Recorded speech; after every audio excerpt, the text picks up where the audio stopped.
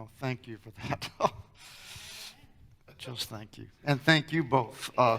Yesterday was an important and a powerful moment in the life of our entire church community. And it was also an important moment for each of you individually in your lives. And so if I could ask you both some questions, and we'll spend as much time as we can, and then there's after hour for more. First, a question about this model of co-leadership. How do you think it fits UUCA and reflects our values, and how is this opportunity part of your own faith formation and development as a minister? Go right ahead. I've always seen God as a dyad, not a monad. And somewhere in history, the story of what two people, two partners in a relationship, and the power involved in that, how that became unlevel, is something that we have to continue to think about. I think we were always meant to be equal, whether it be male and female, or male and male, or female and female, whatever. I think we were always meant to be equal. Patriarchy is a big problem in our country, and my whole thing was to model what right relationship is. And I'm convinced that if I do that in my personal life, that it does. I mean, sociologists are even showing, they have the science, to the sixth power, what you do impacts your friends and their friends, to the sixth power. And so I want to model with my life what I believe is right relationship. And co-ministers of equal standing is what I envision God as, a dyad. And there's a scripture, when the two become one, then you will say, mountain move, and it will move. It's a dyad. So I'll just say, if you don't know theological history for the last 2,000 years, you might not know that there's actually a binitarian movement, but I think you'll now be inspired to research that. And yes, exactly. I think, why is this powerful and right for UUCA, really has two answers, one in what it avoids and one in what it gifts. I think one of the things that it avoids is something that often happens when you have one minister, or sometimes one lead minister, which is that minister thinking that they have to be it all.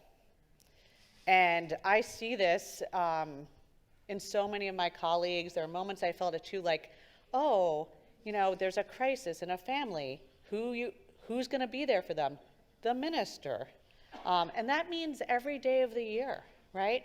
Who's going to be the one to help set the vision for the congregation? The minister. And you begin to get this sense that you have to be all for the people. And there's a truth to that, right? You are the minister and you do show up, but it's a broken truth or a partial truth, because what it is like, you are the minister in a congregation that partners with you to do the ministry of the people. And sometimes that gets lost when you are working in a silo, or don't have someone to kind of talk about things behind the scenes. And so I think having an explicit partnership, someone who you have committed and are sometimes required to check in on, to say, is this the right move? Can you do this? Oh, yeah, I got that. Or I think it's the right thing, but I just need to talk about it, removes that false sense of being independent. So I think that's one thing. The other thing I've been reflecting on with UUCA is your ministers in the past have had a title, but also a role. And as part of that, they went to fulfill work in a certain area. So I think about Reverend Christina, or even Reverend Fred, or Reverend John, like, you each had the thing you brought, And what I think we do now is we don't bring our work to fulfill a job, we bring our gifts, and we figure out how we could bring our giftedness to the different parts of the congregation. What parts of our giftedness want to grow, what we want to share, what are we willing to let the other person shine on. And so I just think that actually leads us to doing ministry better. So both for those pitfalls and then those giftedness, I think. Good decision making. Thank you both. This month is mindfulness, and can you tell us a little bit about how you practice mindfulness in this relationship, in this partnership? I've alluded to that. Yeah. In my mindfulness, I've concluded that God, source, is androgynous. You can see that through study of religion, and it's part of my theology. So I start there. God is androgynous. Then how do I affect that in my own heteronormative perspective? How do I live that every day? In other words, how do I see the worth and dignity in all people? How do I see that in power, in the agency that I'm giving myself and others? I don't have to diminish myself to lift up another's worth and dignity. So it's always a zero-sum game, people think, and it's not. People think that they have to sometimes tear another down to lift their own worth and dignity up. There's space for all of us. The generosity of spirit is unfathomable. So in that contemplation, that constant meditation of what I believe the force is, I have to try to live that in every one of my relationships. That means, like, the people that were serving us that fantastic food last night, we celebrated last night. I'm exhausted. But we had a great time. That is the image of God. So reflecting that in our relationship as ministers of equal standing, that we are a reflective, male and female, white and black, yin and yang. I'm some yang and some yin. So just to not only model that in what you see, right? You see it in our president and vice president. You see it, but modeling it in our practice, that's what I reflect on constantly. That's what humbles me. That's what frustrates me, because every time I think I have something figured out, I'm always relearning this practice, and that is the work to me. Yeah, I think it requires, and this is an advantage, a great deal of mindfulness, because both, I remember when I gave my, I'm coming to Annapolis little video, and I was like, you're getting a dynamic duo. And I think both of us are full of vision, and we both like to lead and like to move ahead. John is a mystic, and I am, I like to go on a journey, but I like to be a very grounded journey. And I like to exercise all the authority that I have, but also be very good at giving John space and him giving me space to do that, and knowing when we need to come together. So I think the thing that it comes down to is how important it is to hold the process of collaboration and communication. So you saw, if you came to the celebration yesterday, Julica de la Harmon de Fuente is our coach, and one of the things that things go so well so often, and there's busy things, but one of the things that we joke is no matter what, we keep the coaching sessions, because when things are going well, we deepen and continue and right relationship. And when things are frustrating, then like we keep it so we have someone who's good at helping us talk through. So it's that mindfulness of always staying engaged in fostering the health of our partnership, I think is one of the big mindfulness practices. And one that, amen to that, right? Amen. Yeah. Well, I know that we have only about 5 minutes in Yeah. this session, and then after that, we'll then come back to many of these things in our after-hour session. But a question about what gifts do you see in each other? That some of those could be obvious to the entire congregation, but unspoken. Some might be unknown. So what about gifts that you see in each other that you bring? You want to go? I'll go first. Okay. Yeah, I get to, yeah.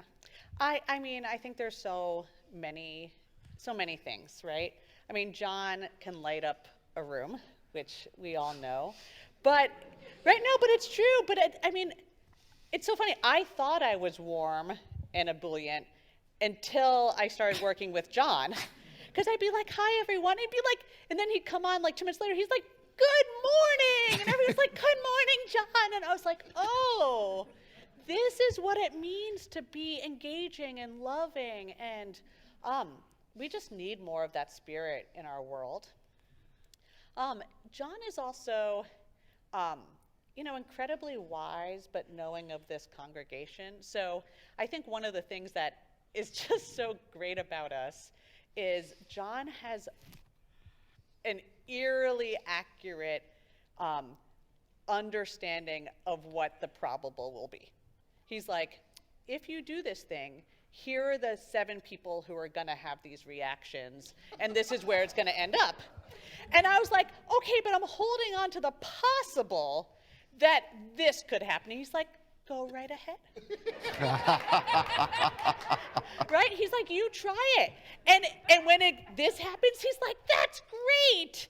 And he's very generous because when the probable happens, he's, very kind. He's like, well, I told you. But not in a bad way, just these are the things, people are the people.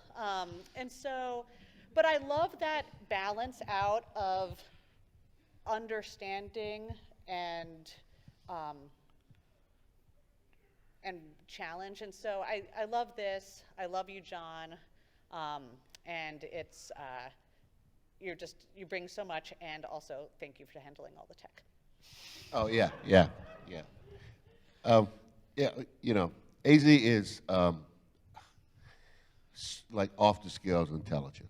You guys have no idea. And you think your daughter is gifted, and you always talk about how gifted your daughter is, but really you're just, to see all, I may be able to pick through the probabilities and tell you, this one's probably going to happen, but you lay out all the probabilities. Like, I can't think of all the possible scenarios, and that's where we can sometimes not trust faith and the process. We just sort of dissect it so much that we take the fun out of it. But that's what we're good at, and I think that's why we can trust. When Julica was like, we need to trust our intuition. I think that's really important. I think you're funny. I do. I do. I don't know if people think. Humor. I don't think people think you're funny, but I think you're fun. You. I get you, right? Right. And I also in your long responses and explanations, I totally understand. Yes. Like, sometimes I look at the room and people have a glaze on their eyes, but I totally am with you the whole time. And so I think people need to know to give you a chance to really listen to your process and how you get there, because you're gifted at that, and you're having an impact on my house. You're causing my marriage to be better.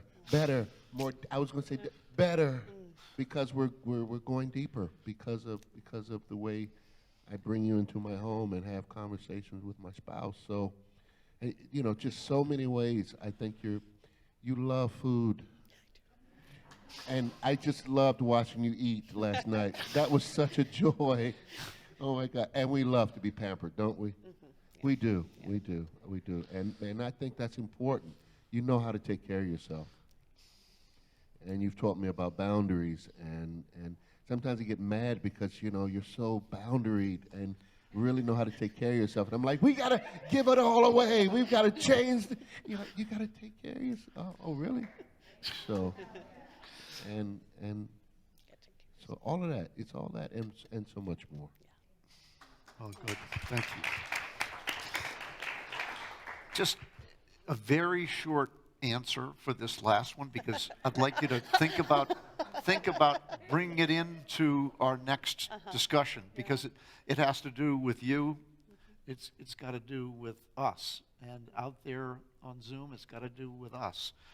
This is an important journey for all of us that we're on, and what do you need from us, the members of the congregation? And I know that could be a half an hour session, but if you could start it a little bit now, and then we'll talk about it when we come back in after hours. Just patience, patience. We've just gotten started, and I know the world is we need a lot, but this ministry and what it's becoming, what it has already become, is a miracle to me.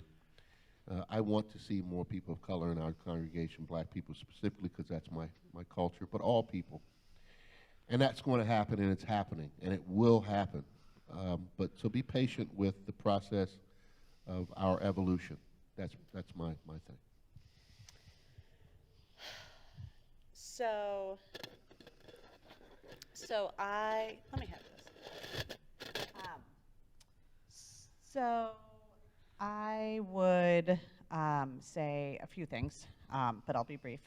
One is there's a lot of trauma in the world, right? And there's hurt, and things don't always go well despite all the intentions. Like, you do good stuff, but good stuff doesn't happen. It doesn't play out as right. All of that means, the Jewish tradition talks about repairing the world, which is a little different than healing, but whether or not you call it healing or repair or growth, there's a way that we need to nurture and allow ourselves to move out of a place of harm or woundedness and towards wholeness and trust. So I think there's more there, but it's this allowing us to move towards being people who are willing to trust being in connection with one another. And then, I wasn't going to talk about this, but on the very first Sunday where I got to preach as an intern here over 10 years ago, I don't know where Reverend Fred was, and Reverend Christina was downstairs, so it was John and I gave this sermon about me in ministry and the holy, and then I was like, oh, there's this awesome song that I used to sing with Annie in seminary, I Need You to Survive, and we should sing it, and John was like, you're going to sing this song? And I was like, yeah, we're going to sing this song. And the congregation, was like, whoa, because this was way before Awake Singers, and there was lots of opinions and wordsmithing of that song when we came back. And then Reverend John did this beautiful thing before we sang it in the second service. He said, Reverend Anastasia was just talking about a relationship with her mother. I want you to think about a relationship that really matters and bring that person into your mind. This is a person who you need and you love and maybe is struggling, maybe you're struggling with, and I want you to have that person, you have it, now let's sing this song to them. And then everyone in that second service was like, that song was the best thing. Anyway, all this to say, we're on a journey together. And we're going to learn from you guys when you give us feedback, and we're going to make some adjustments.